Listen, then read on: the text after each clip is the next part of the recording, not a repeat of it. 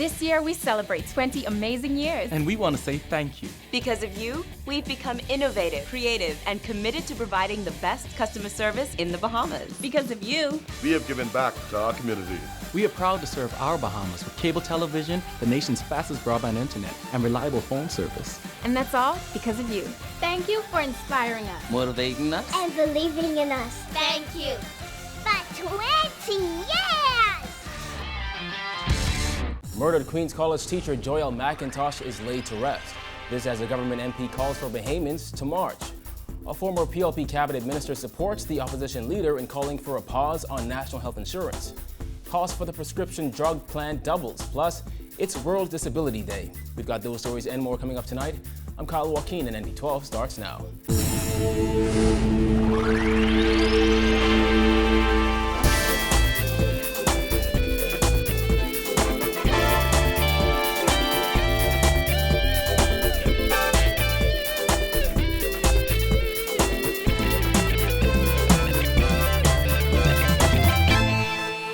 Welcome once again to NB12.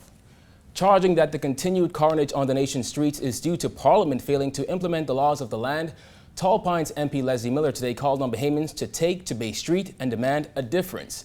Miller was speaking at the funeral service for 40-year-old Joyelle McIntosh, the elementary school teacher who was shot and killed at the intersection of Village and Parkgate Roads on November 11th, just down the street from where she taught. This morning, Miller told tearful mourners, "When you get to the ballot box, you have a responsibility to do what is right." Dana Smith reports.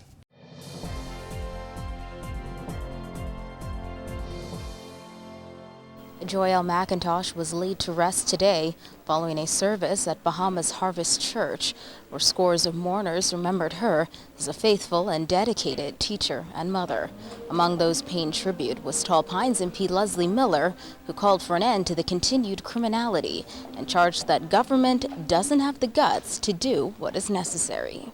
Where do we go from here? What happens to us as a society and as a people? Why do we continue to let the carnage go on day after day? And I'll tell you why. Because in Parliament, we simply don't have the guts to do what is necessary on behalf of our people.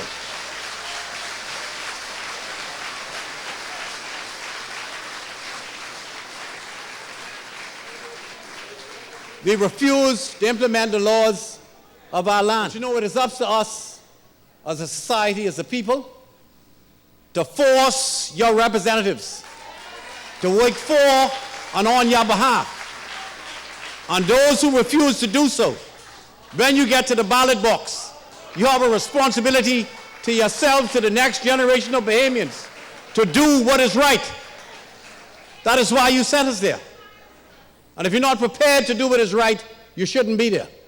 Miller told dozens of mourners clad in black, quote, "I am here because, like every other Bahamian, it hurt my heart so much the night that I heard this young lady was gunned down in cold blood."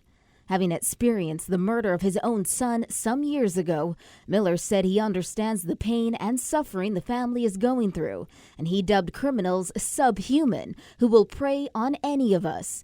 He said no one can be certain if they will make it home safely this evening, and he called on mourners to stop taking it and to go to Bay Street and demand a difference. That you have a responsibility as parents. I'm a parent. You have a responsibility as a friend to force those of us who have the privilege of representing you in the halls of Parliament to do the right thing. And it's time that you all stop sitting down. Stop taking it.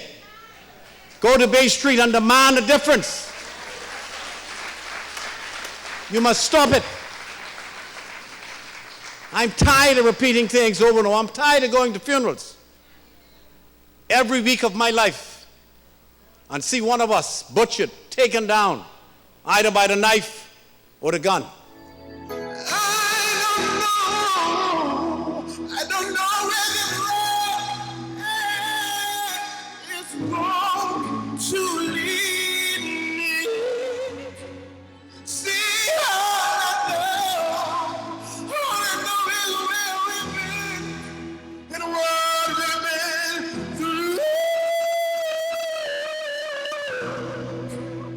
In a collection of tributes gathered in the funeral program, McIntosh's son Trent said he would always cherish the memories he and his mother shared. Her son Tyler said, "I can still hear your voice and remember you." Her mother said she was searching for words but could not find one. Andrea Gibson, principal at Queens College, the school where McIntosh worked, called for an end to the killing spree. I suggest we need to move beyond getting angry unless that anger is deep enough to cause us to act. I think we all know that if this killing spree continues in its present course, none of us will escape. The violence, lawlessness, and lack of control are affecting us all. In her tribute, Gibson asked mourners to do what they could to take our young people in hand and spend time with the nation's youth. She said this may be a way for peace to make its way back onto the streets and allow us to live without fear. We have struggled, as most of you, to wrap our minds around this tragedy. The commonplace phrases such as senseless killing, and the questions ranging from a simple why to a more complicated question of what's going to happen to our Bahamas, all go unanswered. I do not feel that we should ever let ourselves move to a place where untimely death and murder are given in our life experience. It is not okay for a student in the 4th grade to ask his mother if she thinks she will be murdered in a car with him inside.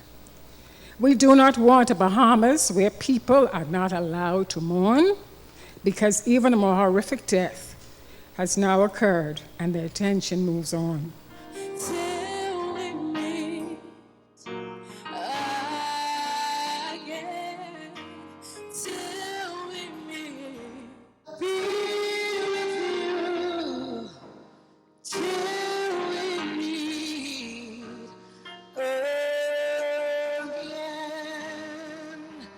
Reporting for NB12, I'm Dana Smith. Well, opposition leader Dr. Hubert Minnis says the Free National Movement cannot support what he called the chaotic manner in which the Christie administration is set to implement national health insurance. In fact, he suggests the government consider delaying the launch of the insurance scheme set for January 1st. There's no shame in delaying to do something properly. Nobody commences on any program or project without knowing the cost.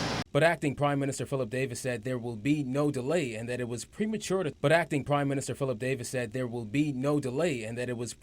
talk about costs. You know the problems they can put us in. They're asking us without cost. What they're asking us is sign them a blank check. We're not that stupid. The main populace are not that stupid. We want to know. We're asking for transparency. Just tell us and inform us as to the steps. Minnis, like many within the business, healthcare, and insurance communities, have asked for clarification on NHI and how it would affect them. The opposition leader said the fact that they're still left in the dark this close to the implementation is concerning.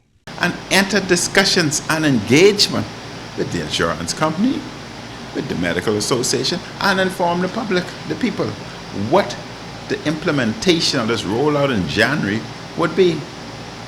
What the cost of it? What does it entail? Who are the healthcare providers? They don't know any of these questions. The F&M leader said from where he sits, the government may once again be ignoring the voice of the Bahamian people. So I think they're being very, very irresponsible. They must listen to the people. But Christie has a track record of not listening to the people. They have demonstrated that with the referendum. When the people said one thing and they said they would listen, they did not listen. The Medical Association has concerns.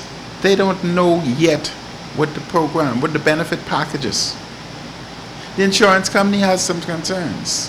The public has concerns. Former Progressive Liberal Party Cabinet Minister George Smith said he has serious reservations about the government's national health insurance consultant, Sanagest International, and urged the government to pause and examine its NHI plan before moving forward with the implementation. Simone Davis reports.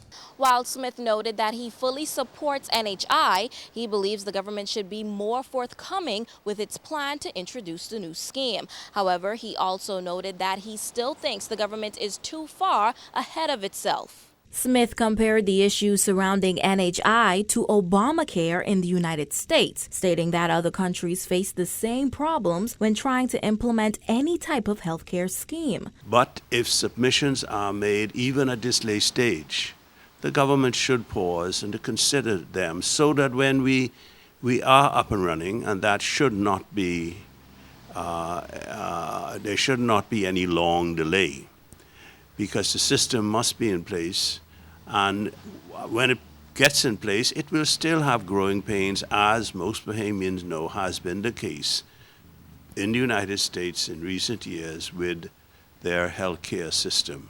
Many voiced concerns about the government's lack of information on how much it would cost to implement NHI and a host of other questions. On Tuesday, Deputy Prime Minister Philip Davis said it's premature to talk about NHI cost, and the government has yet to determine how it would pay for it. Smith said those are all obstacles the government needs to overcome before going through with the implementation, and suggested that there's no need to rush. The biggest obstacle, I think, has been communication. Communication between the government, the healthcare providers, doctors. Not sufficient of the doctors got involved, and some of the doctors who got involved, you can question their political agenda. The former PLP MP said he agrees with Chamber CEO Edison Sumner, who called on the government earlier this week to reconsider its relationship with Sanagest, stating that he has serious doubts about the consultant's level of competence. I think Sanagest has, in some of its pronouncements, and has contributed to the confusion, some of the confusion which exists. Referring to the PricewaterhouseCoopers report on the Sanagest report on NHI, both of which were not released to the public but leaked to the Nassau Guardian, Smith suggested that the government would be better off if it consulted with local industry stakeholders. I prejudice, you see. I'm not one of these people who believe that we got to bring in foreign consultants, because I believe in the Bahamas we have people who are as talented in this country in every endeavor to match the talent and the competence of those foreigners who are brought in and highly paid as consultants. Now, yes, from time to time, you do want to get a second opinion. Maybe sometimes it does serve the purpose to have somebody from the outside looking into the thing, but involve the Bahamian professionals. He also dismissed concerns that the country cannot afford to implement NHI. Reporting for NB12, I'm Simone Davis. Well, by next year, the cost to fund the National Prescription Drug Plan will have more than doubled since 2012.